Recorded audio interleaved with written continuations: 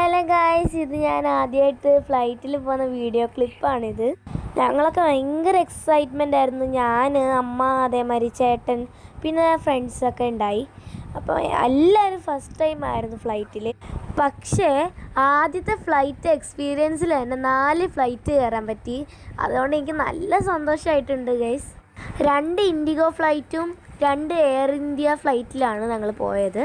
ഞങ്ങൾ മീൻസ് ഞാൻ അതേപോലെ എയർ ഹോസ്റ്റേഴ്സിൻ്റെ കൂടെ ആദ്യമായിട്ട് ഫോട്ടോ എടുത്തു ഗൈസ്. എനിക്ക് നല്ല സന്തോഷമായിട്ടുണ്ടായി.